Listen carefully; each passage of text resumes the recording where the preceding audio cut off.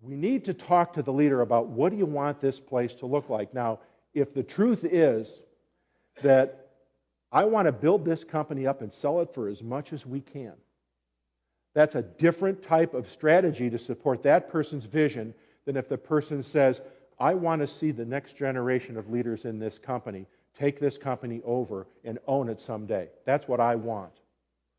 The leader who says, I am going to live to be 120 years old, and I'm never going to leave here, and I'm always going to run it, you have to adapt, but the fact is that the strategy has to support the leader's vision. If the leader is a little off the mark, hopefully the facilitator can help this person get real, but we can't come up with a strategy that the leader is not going to support. On the other hand, after the meeting is over and everybody goes home from the 2-day retreat, this strategy is going to find its way into the annual business plan, the quarterly and monthly and weekly meetings that we have in our company, our initiatives within our company, and finally, all good planning degenerates into hard work, and it's going to end up on somebody's daily to-do list if we do a good job and if our strategy is executable. So, wow, that looks bad.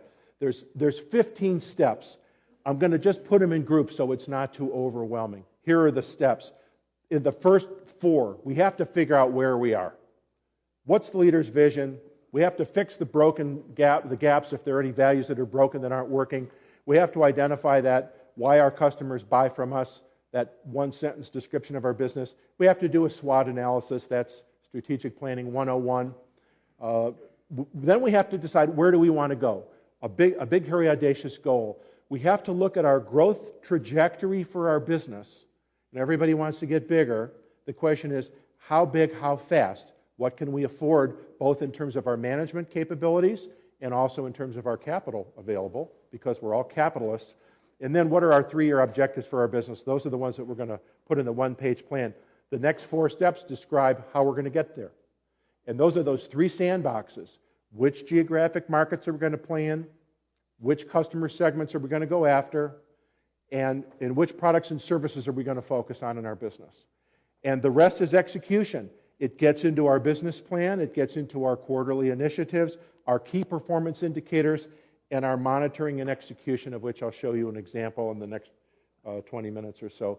This is not an eye chart. I just want to show you this is what a Gantt chart looks like. You use them all the time. Maybe you don't call them that.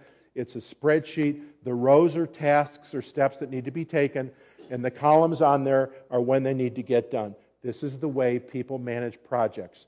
Gantt does not stand for anything. It's somebody's name. Henry Gantt designed this in 1900.